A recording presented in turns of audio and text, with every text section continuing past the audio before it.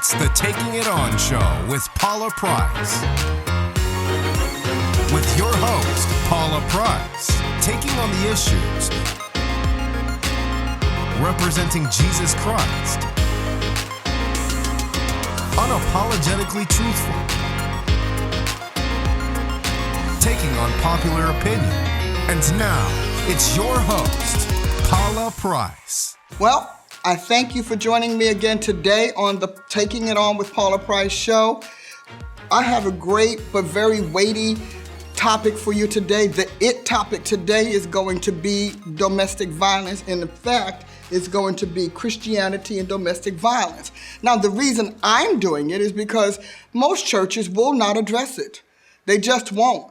And for whatever reason, I remember us going to a meeting recently in town, and this man was talking about, the abuse of children and incest, and he said he was going to the churches and they weren't helping him. He couldn't get any funding and was not taken seriously. And I simply told him, you realize that for church, I'm not going to be around next year, or I'm going to be significantly reduced next year. So it's not something that churches are all that eager to deal with. And I don't think that there are enough classes and instructions on how to teach them to handle it. My particular issue, though, as far as domestic violence goes, is the Christian cloak and the doctrinal, theological, and scriptural cloak that's used to confine people, largely women, in situations where their life is at risk.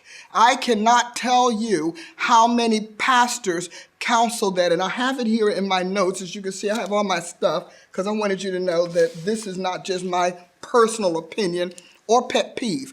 And so going back, I can't tell you how many pastors counsel their members to stay with abusive spouses and abusive husbands, and are told that it goes with the territory. What I would like to see is that they recognize that you don't just have a duty to one gender. You have a duty to all your members. And if a wife is struggling or she's saying that, at the very least, you need to guide her to a place where it can be investigated, confirmed, and dealt with. You cannot just leave these people out here. Well, what prompted this? And really, what prompted this? What prompted this is probably a case you've heard in the news recently about a church elder that killed his wife. Okay? And of course, it devastated their church. Now, I'm not going to read the entire article because you can actually go and look for it online, and it's on Facebook. Many of you all have seen it. But it says here that the pastor was saying, this is interesting. The pastor was saying, that the man is 30 years old. They've been married since 2016. The pastor swears they were rapturously in love. Just rapturously in love. Nothing indicated that this man would be a killer, let alone kill his wife. Now, this was not even Tanisha. Her name is Tanisha Harris, and he is Robert. But this was not just merely a matter of, we had a tough argument. I slapped her around a little bit, and then it got out of hand. She hit her head on a wall or something. No, this was a cold, calculated act from a man who's attending church and standing in the position of an elder. This was cold and calculated. And so, the pastor is saying of the church is saying how, he cried all that he can inside the church. Now, this is what he says. Listen to this, because this is where we Christians give wrong signals. He says they were a loving couple. They were, I think you'll like this one. They were a loving couple. And he says they were married in July 2016, consecrating a love that had bloomed in their work together at the church where they attended. There was nothing, no signs at all that would suggest any trouble that could lead to the narrative that came in the police statements. Now, this goes on to tell you that he was called, the police were reported that they were called to the department around 4 p.m. for domestic disturbance. A man in the apartment was alone, police said, but several hours later, that man called on police to return to the apartment and told them his wife was missing. Upon questioning, police said officers became suspicious, and the man admitted that he had a role in her disappearance. Around 2 a.m., the police department reported, and Belton officers met at 163rd Street and Kentucky Road to secure a crime scene for Overland Park and Johnson County of investigators, who later reported that the wife's body was located there and that her husband had been taken into custody. Now, and I'm reading again because I went on, I wanted to see it. I was like, okay, I need to understand this. So I'm reading on, and this man has been serving his church for a little bit. And so Tuesday afternoon, members of the congregation were coming to church. Some of their cries were heard as the pastor told them about Tanisha Harris's death, and that she was once a part of a half dozen young people 7 years ago who were blessed and charged with starting a new congregation. At the time, her husband, Robert Harris, from Florida, was serving in the U.S. Army in South Korea. Then, stateside, as soon as he got stateside, is really something, he came across Repair the Church online, and the church drew Robert Harris's attention, and he and the pastor began corresponding. He visited a couple of times, and after a while, and once he was discharged, he relocated to where they were. He became a part of the church's leadership. He was Elder Robert, and she was Minister Tanisha.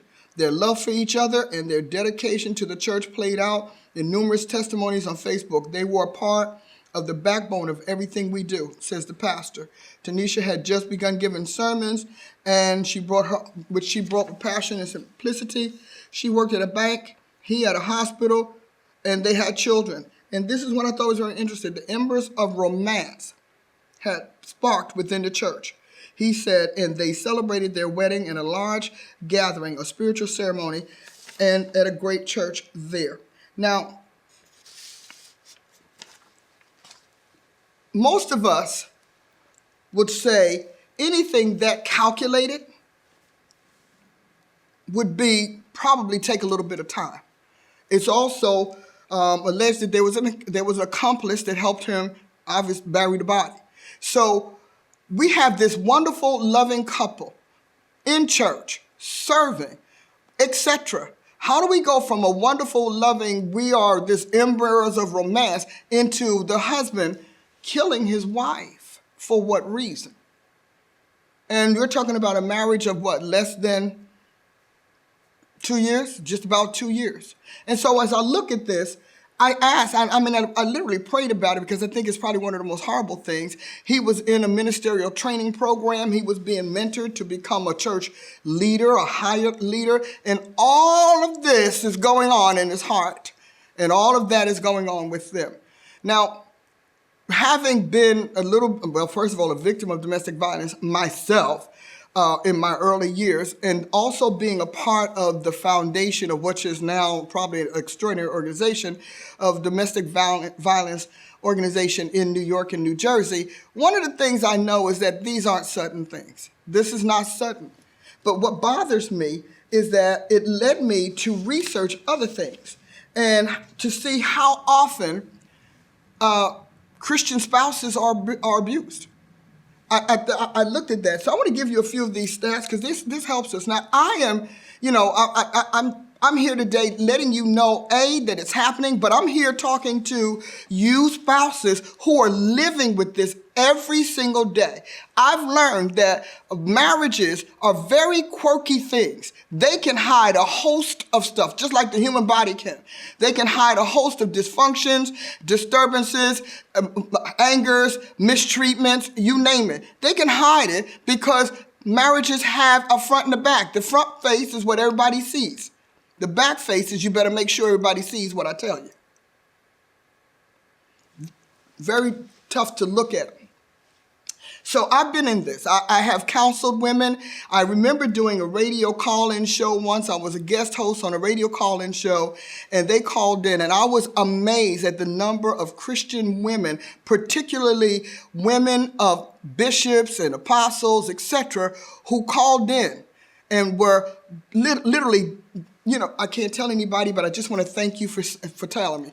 Some of them were told they could not divorce their spouses because it was not sexual immorality. So I want to say to you, but Jesus also gave a second reason for divorcing your spouse. And it says, due to the hardness of the husband's heart. He said, I did not, when they asked him, well, Lord, in the resurrections, whose wife will she be? And he said, neither one. No, the people who are counted to make it into his world are like the angels. They neither marry nor give in marriage, letting you know he locked marriage out of heaven and vice versa. But he also said that they asked him, so why did Moses tell us that we could just write a letter of divorce? And he said, due to the hardness of your heart, rather than watch these women be battered, slaughtered, killed, he said, just send her away. But he did say, send her away with something. In other words, alimony did not just begin with the civil system. Jesus Christ said, you need to give her alimony. Why? I'll tell you what's important. So, because right now we have this whole rash of ministers marrying younger women. You want marrying the secretary and whatnot. She also then starts tight and carrying on. And meanwhile, the woman who labored for you and helped you build that work, you're kicking to the curb. Problem is, you're doing to your wives what Jezebel and Ahab did to that man about his land. You're stealing their inheritance and you're giving it to another woman, a woman who's not labored, a woman who's not worked, a woman who's done nothing but get into an intimate relationship and satisfy you physically.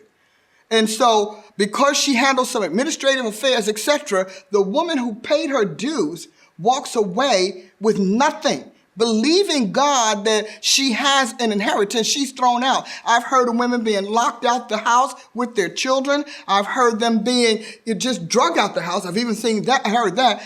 And all in all, and we keep saying that this is Jesus Christ, and somehow or another, she should be punished because she got old. Now, you got old with her. It always cracks me up that the men are never old. Men can be fat. They can be old. They can be unattractive. And you know what? Nobody sees it. Woman gained 10 pounds, it's over. She better start looking for an attorney. Why? It's the same nonsense that we had and they have in third world countries. So this particular situation, this girl was gorgeous. The picture is not a good one, otherwise I would show you. She was a gorgeous girl. He was a good-looking guy. They're both very young, have their whole life ahead of them. But somehow there was a disconnect between their Christianity and their matrimony. And when there is a disconnect between Jesus Christ and your matrimony, you can rest assured the passions of the heart are going to overwhelm the faith that you have in Christ.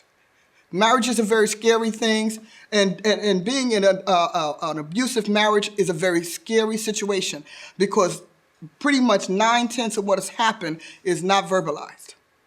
That's why nobody knows it's coming. There are mistreatments, there's dismissal, there's neglect, there is non-support, there is punishment, there are, withholding of funds, all of that. Because those are the emotional things to break down the strength of the spouse. So the question becomes, did this pastor know? I don't know. The article says he didn't. But when I read somebody who raves about the love between two people who have just suffered this trauma without showing any concern for either one of them, being their pastors, at least in my mind, I think that it's a little bit suspect. But what I want to talk about is how most men in the church are endorsed for abusing their wives. because they got the priest of the household. You're the priest of the household. I've counseled so many marriages where the man cannot balance a checkbook, but he's the priest of the household. Meanwhile, the wife, who is an accountant or at least a whiz with numbers and pays the bill, is denied to do it. She's got to submit to her husband. You submit to somebody who just got saved. He saved 16 minutes. Now you got to submit. We won't even talk about not being saved. This is the climate of our church. This is the injustice that God is dealing with. And I mean, we're unjust to each other. I have two more articles here, but I want to share with you some of the statistics because there is another reason why domestic violence has become so rampant. Okay, so they explains what the domestic violence is. Domestic violence is willful intimidation, physical assault, battery, sexual assault, and or other abusive behavior as part of a systematic pattern of power and control that is perpetrated by one intimate partner on another. It includes physical violence, sexual violence, threats, emotional, psychological abuse. Did you know that in the United States, an average of 20 people are physically abused by intimate partners every minute? That's like 10 million people. 1 in 3 women and 1 in 4 men have been physically abused by an intimate partner. 1 in 5 women and 1 in 7 men severely physically abused by an intimate partner. 1 in 7 women and 1 in 18 men have been stalked. Stalking causes a great fear. Of course, it's like fear of the unknown. When are you going to come out and get me? On a typical day, domestic violence hotlines nationwide receive approximately 20,800 calls. The presence of a gun in a domestic violence situation increases the risk by 500%. Intimate partner violence accounts for 15% of all violent crime. Intimate partner violence is most common among women between the ages of 18 and 24. 19% of intimate partner violence involves a weapon. Sexual assault, 1 in 5 women and 1 in 59 men is raped during their lifetime. 9.4% of women have been raped by an intimate partner. We will have a discussion about that at a later show. Stalking, homicide, 1 in 3 female murder victims and 1 in 20 male murder victims are killed by intimate partners. And we can go on. You can go to the National Coalition Against Domestic Violence site and get more information. When we talk about a study of intimate partner homicides, found 20% of the victims were family members or friends of the abused partner, neighbors, persons who intervene, etc. 72% of all murder-suicides are perpetrated by intimate partners. And 94% of murder-suicide victims, 94% of murder-suicide victims are female. Of course, we have stats on the physical and mental effects and the economic effects. Now, I have a personal, this is mine. I'm sure they're going to put that little script on my thing because I have a personal, one of the reasons domestic violence increased from my era is because we have more people bypassing matrimony. We have more people having short-term relationships where they are cohabitating with people they don't know, someone they picked up on from a bar, or someone that they met online in a dating service. So a lot of these relationships are short. I bet you if you ask them, they won't tell you that we've been together 5 years, 10 years. They'll say, yeah, well, we're coming upon our 2nd, 3rd anniversary. That's number one. An intimate partner says that, to me, intimate partner takes the place of marriage, and it might be a cultural thing because now we want to include everybody, including the homosexuals, and so we're trying to find these catch-all phrases. But much of this violence is increased by the fact that people are not connecting for covenant. They're connecting for intimacy, like they said, sex. Maybe somebody to take care of them, somebody to take care of the children. When you're left alone with children, and I was left alone with 2 children. One was an infant. When you're alone, you're terrified. You don't know what to do. You don't know who to turn to. And if you're in a position where the family, sides with the husband, you're in trouble. And what I found when I was on that domestic violence line that day, what I found is that when women are married to powerful men, because we see it on church, Lifetime talks about it for secular issues. But in Christianity, nobody talks about it. But let me tell you how this tragedy plays out. First of all, you're traumatized. Now, usually, women who are abused like that by powerful people, well kept. They're pretty cute in the sense of they're, got clothes, they're covered, etc. You just look at other signs that let you know that all is not well in paradise. And so now your husband's the head of a church or a network of churches. You've been on his arm. You've been the eye candy, the arm charm. You've been the fashion plate. You've traveled with him. You've been his partner in dinners and fundraisers. So you're it. Meanwhile, you are covering scars. You're covering pains, and you're ashamed. And you're ashamed because you know it's wrong. But for a Christian woman, it also lines up with God. Why won't God stop it? Why won't he end it? Why won't he get my husband? Because he needs to get my husband. I know God saw this. So let's say you go through all of that and you decide that enough is enough. Here's what your life looks like. Number one, you immediately lose your covering. Number two, you immediately lose your care. Next, you lose your financing. But that's not the end of it. In another environment, you may lose those things, and yes, it's horrible, but in church, you lose your pastor, you lose your friends, you lose the people who decided that you were wrong or you must have caused it, because with Christianity, it's always something you did. You lose that. You no longer have a church. You are out in the cold and you feel naked as a baby coming into the world because everything in your life was tied up in the marriage to that powerful person. You don't have and most times you don't, because of that, you don't have enough money to get a good divorce. So you're not going to get a good settlement. If you get one at all, because you're probably going to be browbeaten by the pastor's head into saying, do not take your brother to court. I had an opportunity to counsel a woman once, and she'd help her husband build a very successful automotive repair shop. And as I just said, he got a new secretary, decided he wanted this new secretary. And they were both, I want to say they were elders in the church. That might be a missed piece of information. But anyway, so unexpectedly, I meet this woman, and we're having lunch. And so she's telling me about her situation. And she says, they're telling me that I shouldn't do anything. And they're telling me I should suffer it. And you know what? Because I'm a street girl from Newark. And I'm telling you, I realize if I've given you 10 years, I'm going to get something out of this. And I told her, you need to sue him. You need to take him to court. You need to get your share because he is going to give your inheritance to that woman. Now, whoever you are listening to me, you need to pay attention. Your inheritance is yours, but everybody has to fight for it. And so I said that, and sure enough, she did, got a great settlement, and life worked out. We're coming to the end of this, but I don't want to end it without telling you about this. This is on Wikipedia, Christianity and Domestic Violence. You can go online and look for it yourself. And this came from the U.S. Conference of Catholic Bishops, and they talk about how the domestic violence or husband abuse on Christian wives is backed by scripture in their mind. For example, Ephesians 5:22 about mutual submission. How many of you heard sermon after sermon about how you need to do all of these things for your husband and he doesn't have to do anything for you but be the big lion in the jungle? But here's the last piece, and there's a lot more in this article, and I would like for you to read it if you're interested.